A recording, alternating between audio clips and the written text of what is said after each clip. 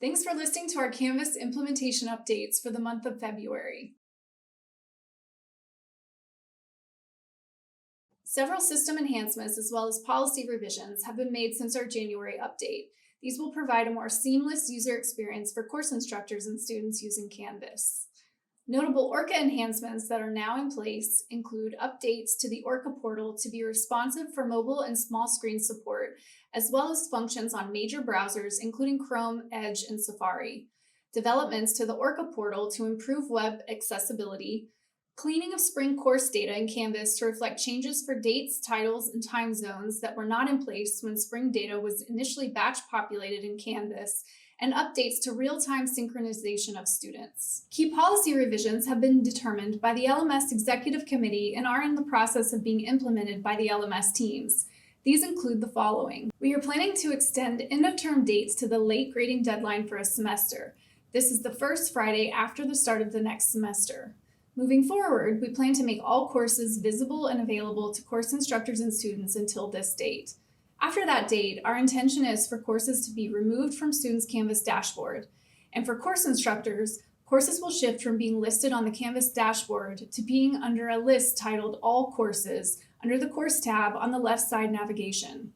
Testing is still required to ensure the behavior of Canvas based on these policy changes works as intended. Once we have confirmation, we will apply these changes for spring courses. Testing is underway to develop a process for students to resolve incompletes after the original course section disappears from the student dashboard view, as set by the end-of-term policy just mentioned. There will need to be a new process for handling incompletes in cases when students need to have access to content and tools in Canvas. We will communicate this new process as soon as testing is complete, as well as post on the LMS website.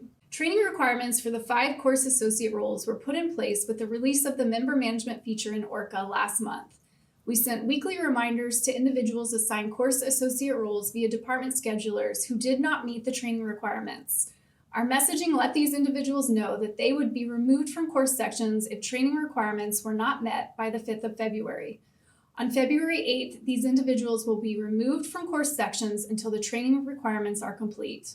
Moving forward, it will not be possible to associate an individual in any of the 5 course associate roles within a Canvas course section without meeting the training requirements. As a reminder, information security awareness training needs to be renewed annually through TrainTrack. We will provide an update during our March updates on the required frequency for FERPA training. We are in the process of establishing a storage and retention policy for the systems that comprise Texas A&M's digital learning environment. This will include an outline of the storage limits per account for Google Drive, Microsoft OneDrive, Zoom, MediaSite, and Canvas. And for Canvas, storage is determined at the course level. The storage and retention policy will also outline a timeline for which content in each of these systems will be retained by the university, as well as outline responsibilities of the individual content owner to take action for content to be stored locally beyond the limits set in the policy. We are finalizing the new third-party tool request process for Canvas and plan to engage the academic liaisons in the first iteration of the request process. We are looking forward to getting their feedback as we continue to refine what will be a multi-step process moving forward. We are in the process of defining the parameters of organizations, which will lay the foundation for determining optimal use cases in Canvas as an extension of the student information system. We are also outlining the request process and syncing with the storage and retention policy just described. As we start to roll out a strategy for requesting and deploying organizations in Canvas, we encourage you to consider alternative solutions to the learning management system when appropriate. Specifically, solutions for storage and collaboration are better suited in Google Drive and/or OneDrive. We are in the process of meeting with the LMS advisory and executive committees for feedback on these 3 items, and will highlight updates to these important pieces of the Canvas implementation in the March video. We received nearly 2,000 service desk tickets for the month of January. 60% of tickets were related to Canvas. Our top Canvas ticket topics for the month of January were Orca, including section merges and enrollment management. We received quite a few tickets specific to combining multiple sections for a single course, as well as adding TAs and alternate instructors to courses. As a reminder, instructors and academic liaisons can now manage enrollments via Orca. For more information, visit the URL on the screen. We also received a number of Canvas tickets about course content, including exporting and importing content in Canvas. Some of these requests inquired about migrating content from one semester to another, while others were related to the need to export content before merging course sections. Our training team worked in collaboration with Canvas to deliver training in early January. About 400 individuals participated in training across the 2 tracks we hosted, New to Canvas and Advanced Canvas training. We will plan to hold one more round of these training sessions ahead of the fall semester in mid-August. During the month of January, we increased our daily office hours by 2 hours each day the first few weeks of the month and continue to offer daily virtual office hours where course instructors and TAs are welcome to drop in. Our training team continued to add new training resources to our digital library and host live sessions.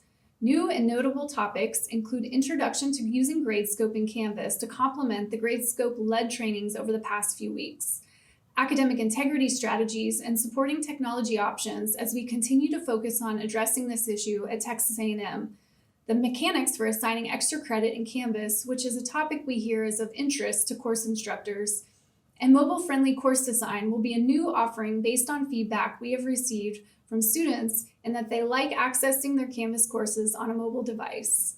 We encourage you to visit lms.tamu.edu under the Training and Support tab for more resources and live training opportunities. Student Body President Eric Mendoza is joining us this month to share a few highlights from the A&M student experience in Canvas. Thank you, Jocelyn. I want to start by also thanking you all. We know we have learned so much about online learning since March. Perhaps most importantly is the necessity of our online learning infrastructure and the possibility it has to positively impact our students' experiences here on campus. Students interact with our online learning management system daily. It affects how they work, how they learn, and how they stay organized. So I appreciate your willingness to incorporate this student perspective now and moving forward. Persistent learning curve that students have had to overcome using Canvas is learning how to customize our notifications.